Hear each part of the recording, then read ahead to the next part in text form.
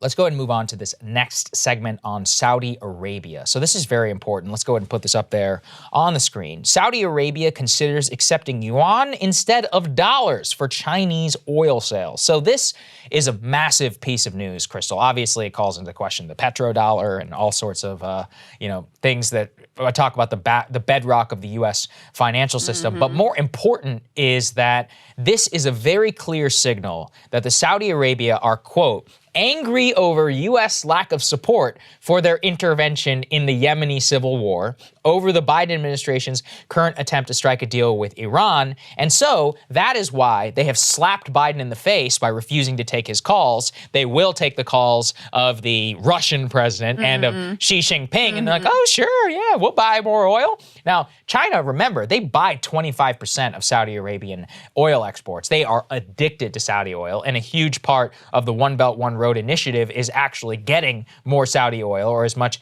as they possibly can. Now, I found this fascinating because this is a clear signal that they are not afraid whatsoever of the Biden administration, which is pathetic, honestly. The Biden administration continues to greenlight arms sales to this country. We allow ourselves to be humiliated on the world stage by having MBS refuse our president's phone call, and their king refuses to talk to our president. They refuse to pump more oil despite our ask. And, there's probably some active OPEC collusion on their part in order to keep oil prices as high here as possible to destabilize the Biden regime. And all of this, I would just say, is screw them. I mean, we have a tremendous amount of leverage, Krystal, on the Saudis. We built that country and guaranteed its security since the 1940s or whatever. And we sell them hundreds of billions in arms. Right now, at this moment, they are begging us, hat in hand, please support our war in Yemen. We need more missiles. We need more whatever. We need your ISR. We need your support. How about this? Screw you. Arms sales? Screw you. Pump more oil. If you don't start pumping more oil, the whole spigot is turned off. I was attacked by some Saudis for saying all this. They're like, oh yeah, we'll go to China. Good luck. Use some Chinese weapons against those Yemenis. See how it works out for you. Well, not to mention that, their entire military base is built off of American weaponry. Right. So they need our parts what are you going to do? And support. Interoperability. Well, you're going to start from scratch? Okay, go ahead. Yeah. Good luck. Go ahead and do it. I would love to see it. I would love to see these idiots who have built their entire economy run by the West, both their firms, their expertise, their education, they all live here. Well, and not to mention, our support of the Saudis and the Israelis are the two obvious, most glaring examples of our hypocrisy when it comes to human rights around the world. And so anytime we want to, hold ourselves out as some beacon of democracy, and it's the democracies versus the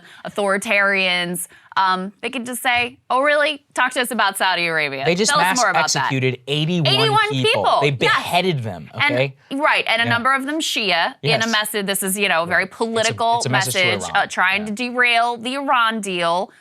So this is an incredibly nefarious regime. They don't care about human rights. Obviously, they're willing to murder an American journalist in Jamal Khashoggi.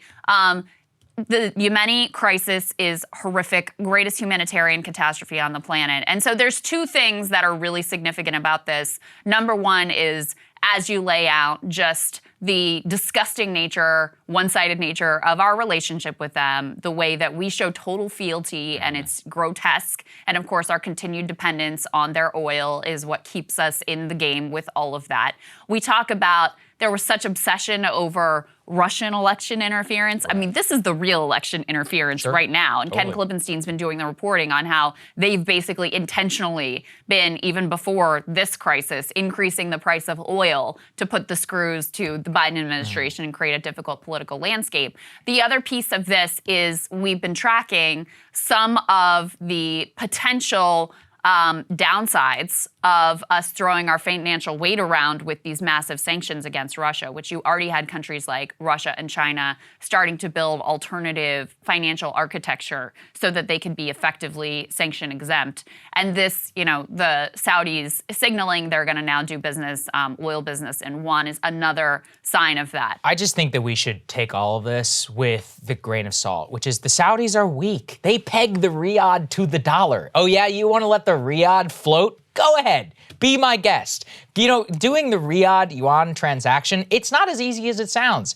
You know, removing their ability to basically backstop their entire economy, society, and military with Western aid, that would take decades. We have a tremendous amount of leverage upon these people whose regime we have guaranteed security now for literally decades. Yeah. I mean, put that all together, we could, if we wanted to, and we had the stones, and this is where I blame Biden 100%. I think the Saudis need to be absolutely smacked around and play as much hardball as possible. This is not a country which has anything but oil. And same in terms of their political leadership, their society, everything is built upon the West. We have created it. And not to mention 15 out of 19 of their citizens, last time I checked, crashed into the World Trade Center and nothing ever happened. What we should have done in response to 9/11 was cut the ties here, because I mean they have been incredibly malign in terms of spreading this extremist form. Yeah, who is the number one exporter of terrorism? It's Saudi Arabia. Right. Look, the amount of clerics that come out of there.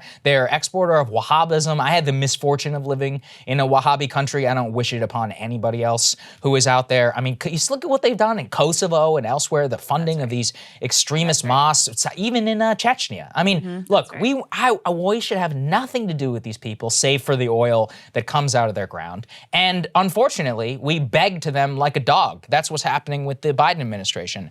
You know, oh, please, can we take a phone call? Enough. Congress can cut these arms sales off tomorrow. And I would love to see a member of Congress defend shipping the Saudis weapons when they refuse to pump oil in order to help our consumers. We should put these people on the spot geopolitically, but there's no courage in Washington whatsoever. And, you know, I don't want to hear it. I don't want to hear it about Trump either. I mean, he kissed their ass constantly while he was in power. Jared's over there begging for Saudi money in his investment fund. But I think that's the point, which is that the Saudis' entire future plan, you know, U.S. university funding, all that stuff, is built upon intertwinement with the West. Their sovereign wealth funds, they invest here. Uber, all these other companies. Okay, guess what? We have something called the Export Control Act. We can destroy you tomorrow. We can cut all your wealth off. All of the U.S. banks, the malls, and everything that they own over here, done. Tomorrow. Your kids who are all hanging around in Georgetown with their Ferraris, shipped off. You're done. Sorry, been seized by the U.S. government. We could do this if we had the actual political will, but we don't. And instead, I just cannot, you know, watching the people who behead 81 people, who have crashed into our towers, just manipulate our oil markets and then laugh in Biden's face, it's humiliating. It's truly humiliating. It's disgraceful. It is absolutely disgraceful. Hey guys, we're going to be totally upfront with you. This is the most perilous time that we have ever operated in.